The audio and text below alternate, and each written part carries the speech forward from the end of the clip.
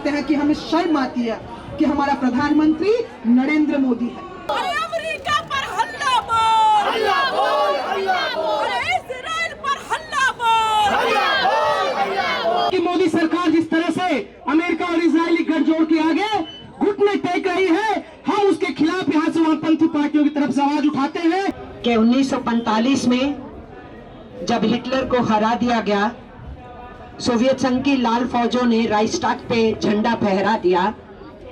Europe के अंदर Potsdam में मीटिंग हुई। चारों जो अलाइड फोर्सेस थे, जिसमें अमेरिका भी शामिल था, मीटिंगों में थे और यूरोप में लड़ाई खत्म हो गई और अब एशिया पे खत्म होने वाली है। और उसपे सबका मानना था कि 10-15 दिन में जापान के मोर्चे पे भी लड़ाई खत्म हो जाएगी। तभी एक अचानक टेलीग्राम आती है, अमेरिका के राष्ट्रपति के हाथ में पकड़ाई जाती है। राष्ट्रपति उस टेलीग्राम को देखते हैं और एकदम खड़े होकर कहते हैं, gentleman the meeting is over, बाकी बातें बाद में करेंगे। मैं पॉट्सडैम के उस कमरे को भी देखी हूं जहां ये मीटिंग हुई थी। वो क्या था उस पर्चे में? उस पर्चे में था, twin baby is born, fat man and small man, fat boy and small boy are born. वो 2 एटम बम थे जिसकी खबर उनको मिली कि बन गए हैं, और राष्ट्रपति उठ के अमेरिका वापस गए। वहां के वैज्ञानिकों को पूछा कि अब दुनिया के अंदर इस युद्ध में जर्मनी हार गया, इटली हार गया, हार मिल गई हिटलर को, और दुनिया के पैमाने पे ब्रिटिश साम्राज्यवाद की भी साख गिरेगी जो 56 देशों पे राज किए। आने वाले दिनों में दुनिया को कौन डिक्टेट करेगा? इसलिए हमें अपनी ताकत दिखानी है। उन्होंने कहा इसका परीक्षण करना है इन बम्बों का। वैज्ञानिकों ने कहा रेगिस्तान पे कर लो, पानी पे कर लो, समुद्र पे कर लो। अमेरिका के राष्ट्रपति ने कहा नहीं, दुनिया दहलेगी कैसे? दुनिया हमारी ताकत पहचानेगी कैसे? दुनिया हमसे डरेगी कैसे अगर हमने रेगिस्तान या पानी पे इन एटम बम का परीक्षण किया?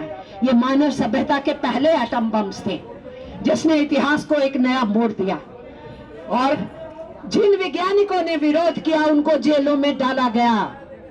अमेरिकन राष्ट्रपति ने फैसला लिया कि जापान के सबसे मेजर पॉपुलेशन वाले शहरों पे गिराया जाएगा। 6 अगस्त को हिरोशिमा पे, 9 अगस्त को नागासाकी पे बम गिराए गए।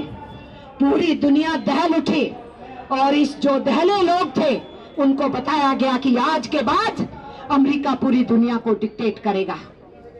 अमेरिका ने अपने उस वर्चस्व को नए तरीके से आने वाले दिनों में इस्तेमाल किया।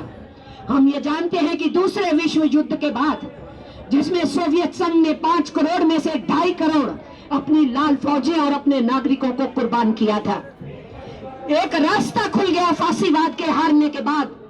1965 आते आते 100 से ज्यादा देश आजाद हो गए थे।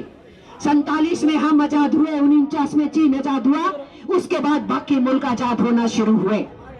उस सारे दौर के अंदर पूरी कोशिश की गई। उस विश्व युद्ध के बाद GATT भी बना। GATT के बनने के बाद नॉन अलाइंड मूवमेंट भी खड़ा हुआ और पूरी दुनिया के अंदर एक हवा बनी कि इधर या उधर नहीं, हम गुटनिरपेक्ष देश हैं।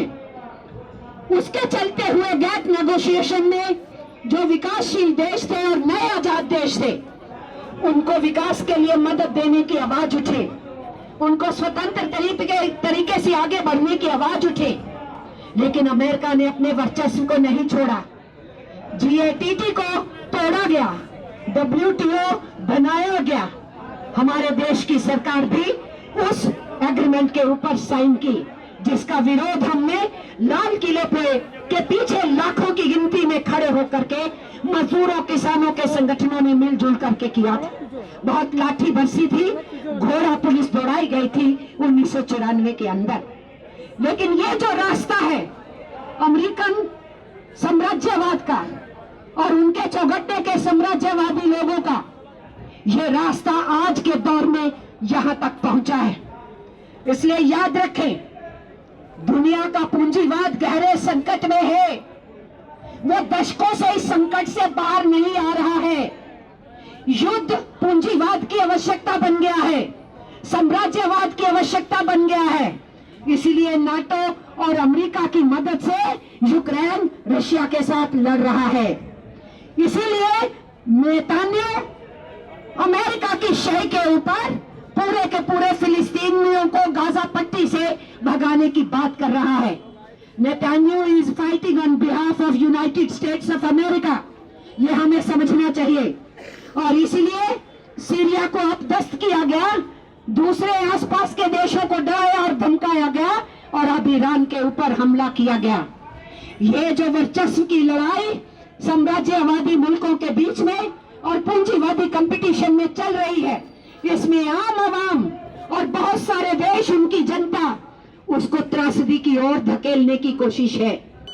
जो पश्चिम एशिया के अंदर जो तेल की तड़ है उसको कब्जा करना और अपना हथियार को बेच करके अपना जो आर्थिक व्यवस्था को मजबूत करना और पूरा दुनिया की कब्जा हमारे हाथ में हो, हम ही पूरा दुनिया के सबसे शक्तिशाली देश है, ये दिखाने की कोशिश अमेरिकन साम्राज्यवाद कर रहे। लेकिन जब ईरान के ऊपर उन्होंने 3 जगह पर जो आक्रमण किया, उसका पलटा जवाब जब शुरू हो गया, तब उनका जो हंगार है वो हंगार पूरे दुनिया के सामने, हम लोगों के सामने खुलासा हो गया है। तब उन्होंने बोल दिया हम सीज फायर के लिए तैयार है। आग लगाता है अमेरिकन साम्राज्यवाद, आग निभाने के लिए भी ड्रामा भी, नाटक भी उन्होंने भी कर रहे।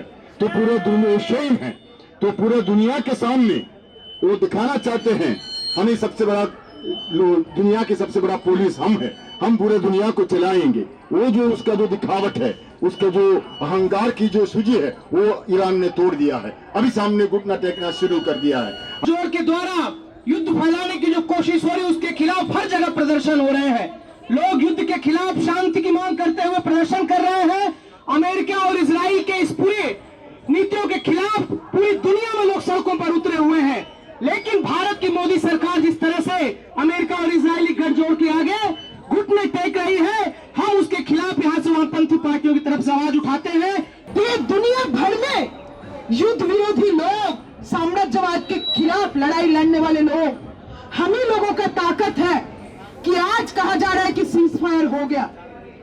सबसे पहले डोनाल्ड ट्रंप को बहुत जल्दी रहता है कि जाके वो ट्रूथ सोशल में लिख दे सीज फायर हो गया, यूनाइटेड स्टेट्स ने करा दिया।